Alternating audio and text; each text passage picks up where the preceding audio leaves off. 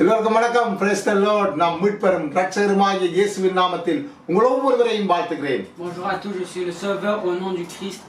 Je vous salue tous. இந்த நாளிலும் நீதிமொழிகள் புத்தகம் 28ஆம் அதிகாரம் 26ஆம் வசனத்தில் சொல்லப்பட்டுள்ளது. Proverbe 28, chapitre verset 26 dit: ஞானமாய் நடக்கிறவன் ரட்சிக்கப்படுவான். Quelqu'un qui met sa confiance en lui-même est un sot. தன் இருதயத்தை நம்புகிறவன் மூடன், ஞானமாய் நடக்கிறவனோ ரட்சிக்கப்படுவான். Quelqu'un qui met sa confiance en lui-même est un sot, mais celui qui se conduit avec sagesse échappe au danger. தன் இருதயம், இந்த உலக மக்கள் எல்லோரும் தங்கள் இருதயத்திலே தோன்றுவதெல்லாம் சரி என்று நினைத்து வாழ்கிறார்கள். Tout le monde dit que son cœur est bien et tout ça, il croit à son cœur. ஆனால் அதன் முடிவு அழிவு.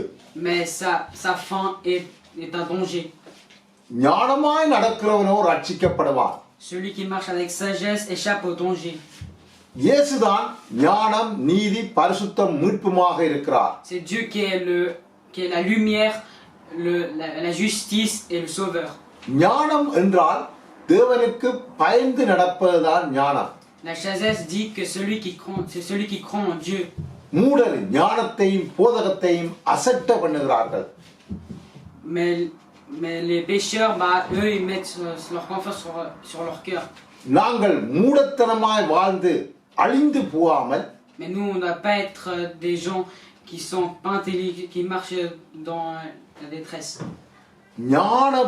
ஞானத்தோடு வாழ வேணும். Il faut marcher avec sagesse.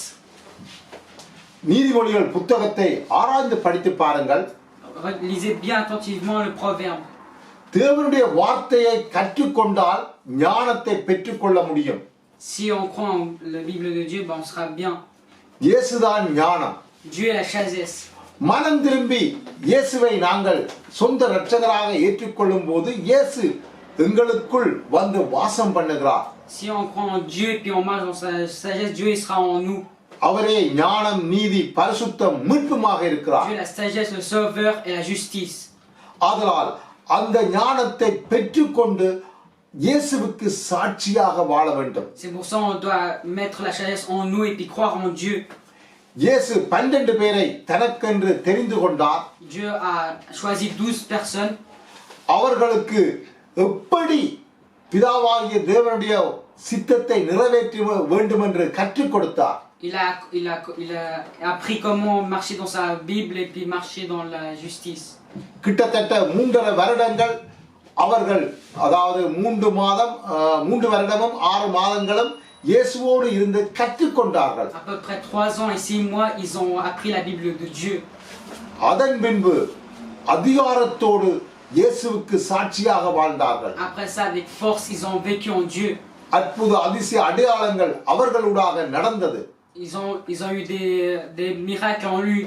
அவர்கள் ஒவ்வொரு பிரசங்கம் பண்ணிய போதும் ஆயிரக்கணக்கான ஜனங்கள் மனம் திரும்பினார்கள். Quand ils ont fait aux gens, ils ont étudié aux gens, tout le monde a cru en lui. இயேசுவை சொந்த இரட்சகராக ஏற்றுக்கொண்டார்கள். Ils ont cru tous en Dieu. அதே போல இப்பொழுதும் அதிசய அற்புத அடையாளங்களோடு இயேசுவின் வார்த்தையை வெளிப்படுத்தினால் நிச்சயம் ஆயிரமான ஜனங்கள் இயேசுவிடம் மனம் திரும்பி வருவது நிச்சயம். Si on montre qu'on est juste et puis on marche dans la justice, tout le monde va venir derrière nous et puis prier en Dieu. இயேசு கூட சென்ற இடமெல்லாம் அதிசய அற்புத அடையாளங்களை நடப்பித்து காட்டினார். Dieu a fait beaucoup de miracles, il a montré aux gens.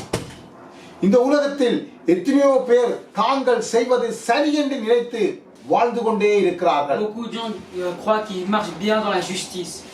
ஆனால் அவர்களுடைய வாழ்க்கை இயேசுவினுடைய வார்த்தையோடு ஒப்பிட்டு பார்க்கும்போது சரியாக இல்லை. Mais si on compare leur vie avec Jésus, c'est pas bien. இயேசுவே சொல்லுகிறார், நான் உலகத்துக்கு வெளிச்சமாக இருக்கிறேன். Dieu dit qu'il est la lumière du monde. என்னை பின்பற்றுகிறவன் வெளிச்சத்திலே நடக்க வேண்டும் என்று. Celui qui vient derrière moi, qui me suit, doit marcher dans la justice. இருளுக்கும் வெளிச்சத்துக்கும் வித்தியாசம் உண்டு. Il y a une différence entre la lumière et le sombre. இருளில் வாழ்பவர்கள் தேவனுக்கு பிரியமில்லாத காரியங்களை செய்து கொண்டே வாழ்வார்கள். Ceux qui marchent dans le sombre ne sont pas des enfants de Dieu. ஒளியில் வாழ்பவர்கள் தேவனுக்கு பிரியமான காரியங்களை செய்து வாழ்வார்கள். Ceux qui marchent dans la justice sont des enfants bien-aimés de Dieu. ஒளியில் வாழ்பவர்கள் ஞானத்துடன் நடப்பார்கள். Ceux qui marchent dans la justice marchent avec sagesse. தீங்கு பொல்லாப்புக்கு விலகுவதுதான் ஞானம்.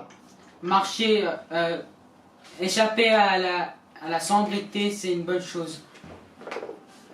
தீங்கு பொல்லாப்பு என்றால் என்ன என்பதை வேத வார்த்தையை கொண்டு ஆராய்ந்து பார்த்தால் புரிந்து கொள்ள முடியும். Qu'est-ce que ça veut dire la sombreté? Regardez dans la verset de Dieu. தேவனுடைய வார்த்தையை மீறி நடப்பதே பாவம். Celui qui écoute pas la Bible de Dieu fait du péché. ஆதலால் நாங்கள் எங்கள் சுய இருதயத்தை சார்ந்து வாழாமல் Mais nous ne croyons pas à notre cœur. இயேசுவினுடைய வார்த்தைக்கு செவி கொடுத்து வாழ வேண்டும். Mais il faut marcher dans la Bible de Dieu. ஞானம் இல்லாமல் வாழ்ந்தால் நிச்சயம் அழிவு, நித்திய அழிவு. Si on marche pas sans intelligence, on serait en danger. ஞானமாக இயேசுவை ஏற்றுக்கொண்டு இயேசுவின் வழியில் வாழ்ந்தால் நிச்சயமாக நித்திய ஜீவன் உண்டு. Si on marche avec sagesse et puis on marche dans la justice, on est des de Dieu. ஆதலால் இப்பொழுதே மனம் திரும்பி இயேசுவை சொந்த இரட்சகராக ஏற்றுக்கொண்டு வாழுங்கள். Alors maintenant venez vers Dieu et puis croyez en lui dans ses versets. நித்திய ஜீவனை பெற்றுக்கொள்ளுங்கள். Et vous aurez la justice. பிதாவாகிய தேவனே, இந்த வார்த்தையை கேட்கிற ஜனங்கள் மனக்கண்கள் திறக்கப்பட்டு ஞானமாய் வாழ்ந்து நித்திய ஜீவனை பெற்றுக்கொள்ள இயேசுவினுடைய வல்லமையை தங்கள் வாழ்க்கையிலே பெற்று அனுபவித்து இயேசுவுக்கு சாட்சியா வாழ கிருபைகள் தந்து வழிநடத்தும். இயேசுவின் இனிய நாமத்தில் ஜெபம் கேட்டு நிற்கிறேன் நல்ல பிதாவே. Amen. Ceux qui écoutent ce verset, ce chapitre, écoutez attentivement et marchez dans sa justice et soyez exemplaires devant tout le monde.